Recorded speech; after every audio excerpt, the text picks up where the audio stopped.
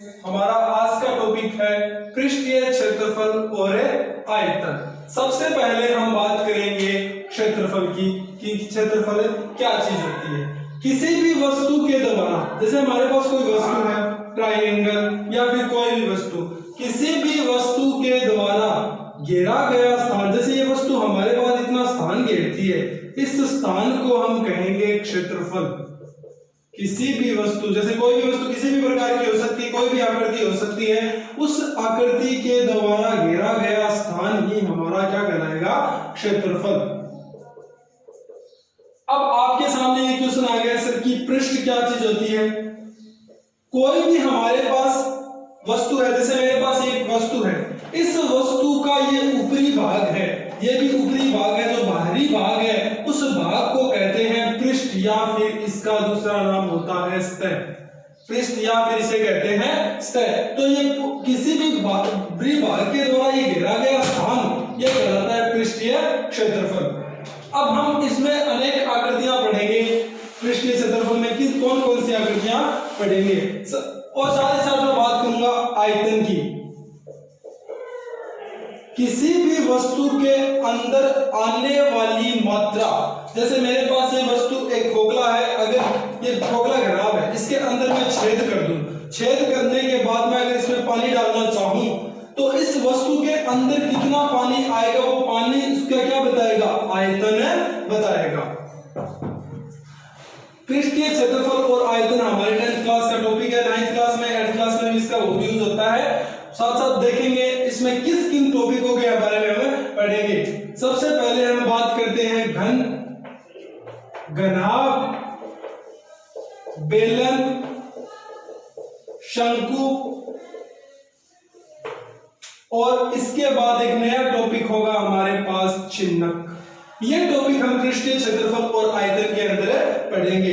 आज मैं बात करता हूं घनाभ की, कि घनाभ क्या चीज होती है।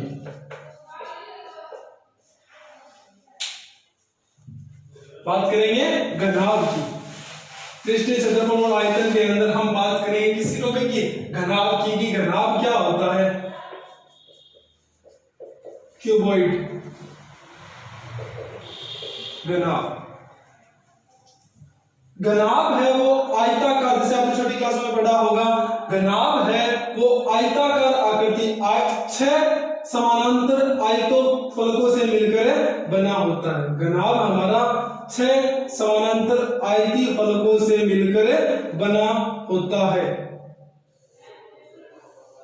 जैसे मैं आपके सामने एक एग्जांपल लूं, जैसे ये मेरे पास एक घनाभ है, इसमें 6 समानांतर आयती फलक है, जैसे ये आयत, इसके सामने वाला इसके समान जैसा आयत है, ये आयताकार भाग, ये आयताकार भाग, ये आयताकार भाग, ये आयताकार भाग, ये इसकी ऊपरी सतह है, और इसको हमने क्या नाम दिया था, पृष्ठ या फिर फलक भी बोल सकते हैं इसको।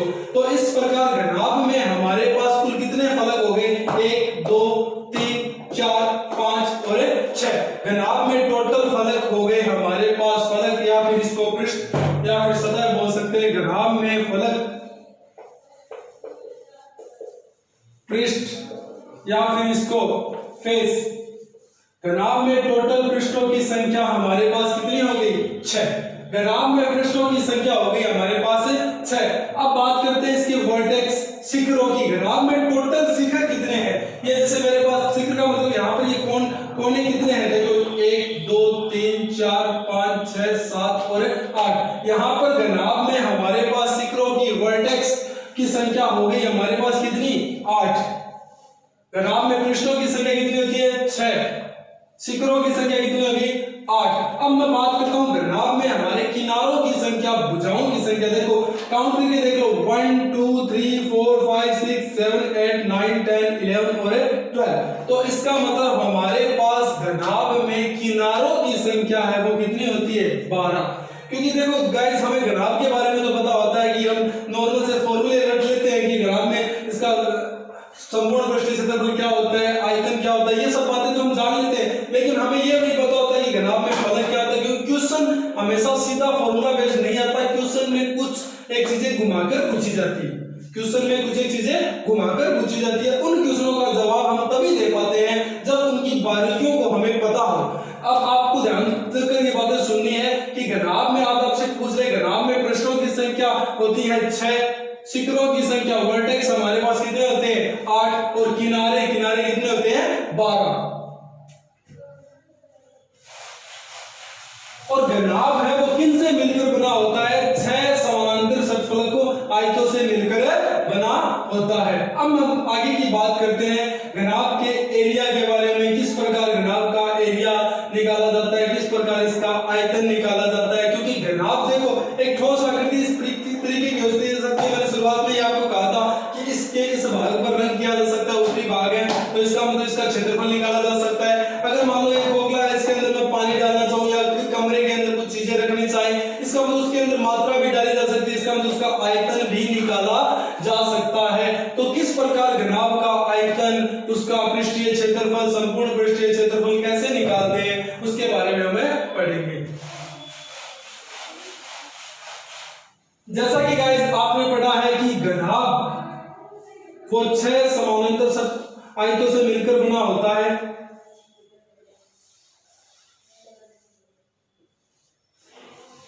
ये इसकी होगी मेरे पास लंबाई, ये होगी इसकी ब्रेड चौड़ाई, और ये होगी इसकी हाइट ऊंचाई। क्योंकि घनाभ में एक ठोस आयतीय फलक है, ठोस है तो इसके मतलब इसकी एक चीज को क्या ले लिया हमने ऊंचाई के रूप में ले लिया। अब मेरे को इसका निकालना है, इसके मान लो ये आपके पास एक बॉक्स है या फिर संदूक है, इस पर आपको कलर करना है। कलर आप किस प्रकार करोगे, इसके सभी पृष्ठों को बाहर से इसको कलर करोगे, इसका मतलब सभी पृष्ठों पर करोगे, इसका मतलब इसका कौन सा पृष्ठीय क्षेत्रफल आएगा, संपूर्ण पृष्ठीय क्षेत्रफल, संपूर्ण पृष्ठीय क्षेत्रफल। अब संपूर्ण पृष्ठीय क्षेत्रफल जैसा कि आपको पहले से ही पता है कि घनाभ हमें किसके द्वारा प्राप्त हुआ है, आयतों के द्वारा। किसके द्वारा, आयतों के द्वारा, 6 आयतों के द्वारा हमें क्या प्राप्त हुआ है, घनाभ। इसका मतलब घनाभ पढ़ने के लिए हमें किसकी जानकारी होनी जरूरी है, आयत की जानकारी होनी जरूरी है।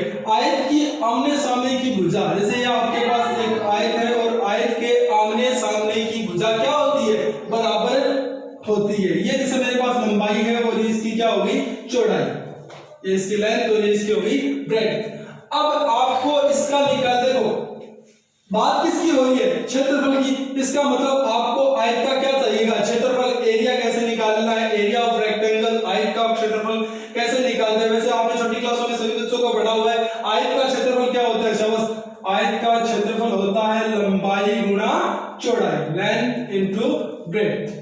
ये हो गया मेरा आयत का क्षेत्रफल। और आपके पास टोटल आयत है कितने, यहां पर 6 आयत है। अब मैं बात करता हूं, देखो इसमें इस बॉक्स पर मैं एग्जांपल के तौर पर चलूं तो ये तो होगी, देखो यहां पे इसकी लंबाई, चौड़ाई और ऊंचाई की बात करें, लेंथ, ब्रेड्थ और ये इसकी हो गई हाइट। 3 चीज देखो, लेंथ, ब्रेड्थ और ये हाइट, 3 चीजें हो गई। अब मान लो इस पृष्ठ की मैं बात करूं, ऊपर वाले के लिए, इसके लिए लंबाई ये और चौड़ाई ये, तो इसका क्षेत्रफल तो L × B से मैंने निकाल लिया। अब अगर मैं इस पृष्ठ की बात करूं, इसके लिए आपने लेंथ को तो L मान लिया, लेकिन आपके ब्रेड्थ की जगह आपकी चीज क्या आ गई, हाइट। ब्रेड्थ की जगह चीज क्या आ गई, ऊंचाई आ गई। तो इसका क्षेत्रफल भी है तो एक प्रकार का ये आयत ही। अब आयत है तो इसका क्षेत्रफल लंबाई L × यहां पर B की जगह क्या आ जाएगा, वेरी गुड, H आ जाएगा। B की जगह क्या आ जाएगा, H। तो यहां से इस प्रकार 6 आयतीय फलों का हम क्षेत्रफल निकालेंगे, अर्थात घनाभ का संपूर्ण पृष्ठीय क्षेत्रफल निकालेंगे। वो उसका फॉर्मूला कुछ इस तरीके से होगा, घनाभ का संपूर्ण पृष्ठीय क्षेत्रफल, संपूर्ण पृष्ठीय क्षेत्रफल। इसका फॉर्मूला होगा, हमारे पास टोटल कितने आयत हैं, 6। तो देखो इसका फॉर्मूला होगा 2 गुणा LB, BH और HL। इसको हिंदी में लिखें तो देखो 2 गुणा लंबाई गुणा चौड़ाई प्लस चौड़ाई गुणा ऊंचाई प्लस ऊंचाई गुणा हमारा क्या होगा, लंबाई। अब इसको याद रखने का एक तरीका होता है, जैसे छोटी क्लासों में, सभी क्लासों में बताया होगा कि घनाभ का संपूर्ण पृष्ठीय क्षेत्रफल एक नॉर्मल से एक लखू चौधरी नाम के व्यक्ति था, उसने देखो 2 तो हमारा मल्टीप्लाई में आएगा 2, तो लखू चौधरी चोखो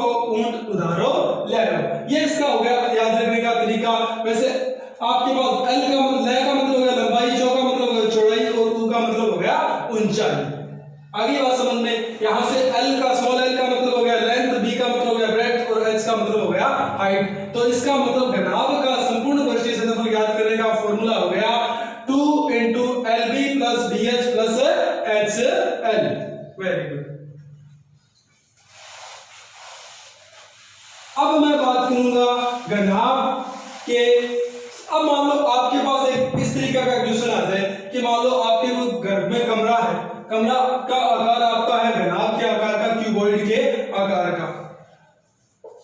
आपका कोई क्यूबॉइड के आकार का कमरा है, घनाभ के आकार का कमरा है, और उस कमरे में आपको यह कह दिया जाए कि इसकी छत और नीचे वाले पर्दे को छोड़कर मेरे को चारों दीवारों पर रंग करवाना है या सफेदी करवानी है, तो उसका क्षेत्रफल कैसे निकालें। इसका मतलब हमारे पास एक नई चीज आ गई, चारों दीवारों का क्षेत्रफल।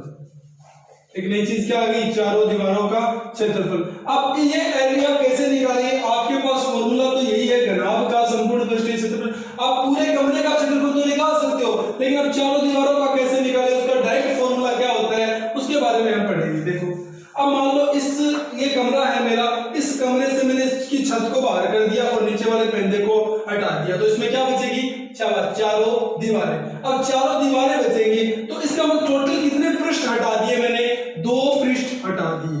2 पृष्ठ कैसे हैं, हमारे आयत के जैसे 2 आयताकार पृष्ठ मैंने क्या कर दिए, यहां से हटा दिए।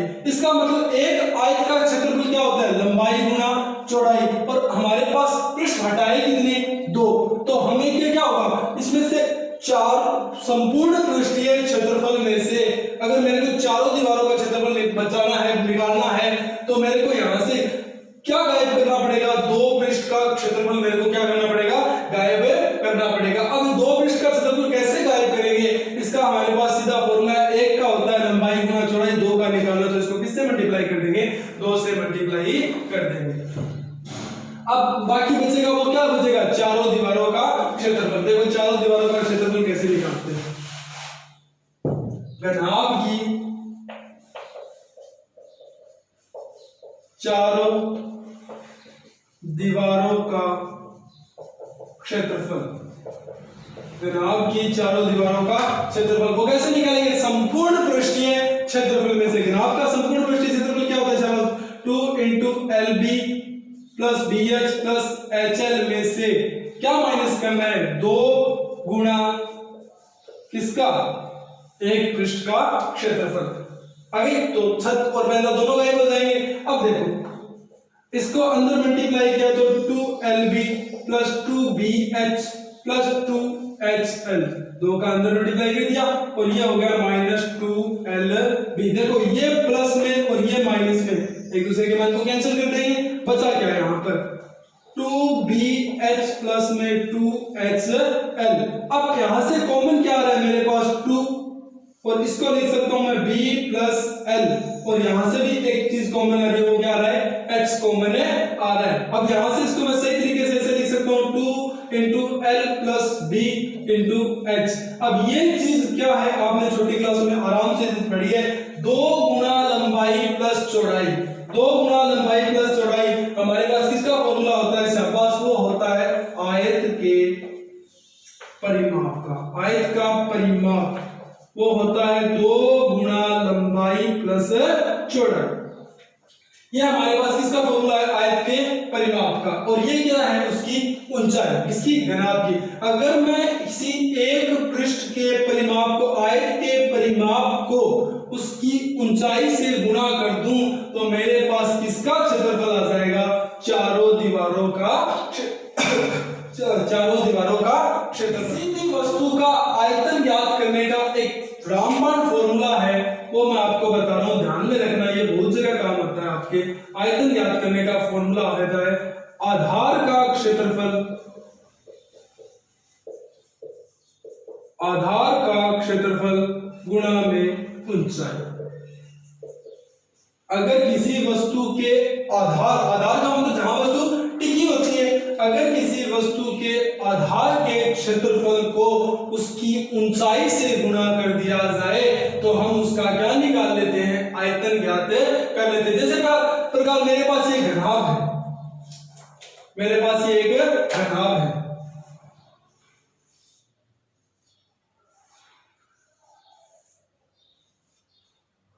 ये मेरे पास एक घनाभ है। इस घनाभ का, ये घनाभ है, इस घनाभ का नीचे वाला ये इसका क्या है, आधार। ये इसका क्या है, आधार।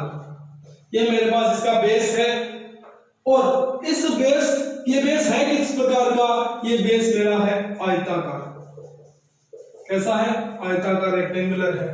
अब इस आधार के क्षेत्रफल को, आयत का क्षेत्रफल आपको पता है क्या होता है, लंबाई गुना चौड़ाई। इसको मैं किससे गुणा कर दूं, इसकी ऊंचाई से। घनाभ की किससे गुणा कर दूं, ऊंचाई से। तो मेरे पास घनाभ का क्या आ जाएगा, आयतन आ जाएगा।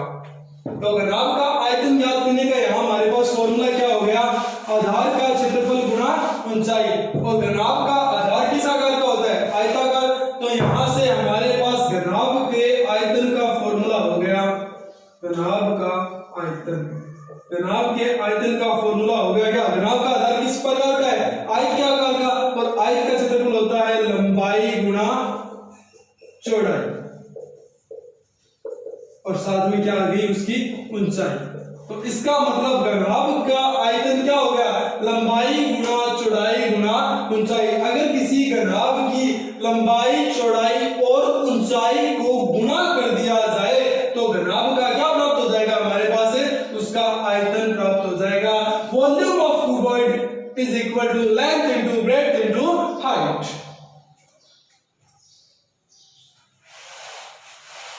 अब एक चीज और बचती है हमारे, इसका विकर्ण। जैसे मेरे पास ये घनाभ है, इस घनाभ के इस वर्टेक्स को इसके अपोजिट वर्टेक्स से अगर मैं मिला दूं तो एक लंबी छड़ के रूप में लंबी, सबसे लंबी भुजा आएगी, उसको हम कहते हैं घनाभ का विकर्ण।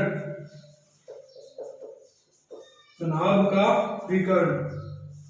और उसका फॉर्मूला ज्ञात कर, उस घनाभ के विकर्ण को ज्ञात करने का फॉर्मूला होता है अंडर के रूट लंबाई की स्क्वायर प्लस चौड़ाई की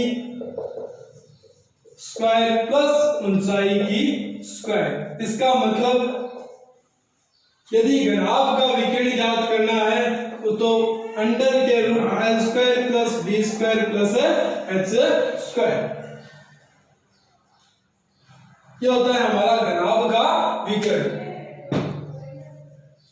ये हो गया घनाभ के विकर्ण ज्ञात करने का फॉर्मूला। अब मैं बात करूंगा, घनाभ की हमारी बात हो गई, अब मैं बात करूंगा घन की, बात करूंगा घन की।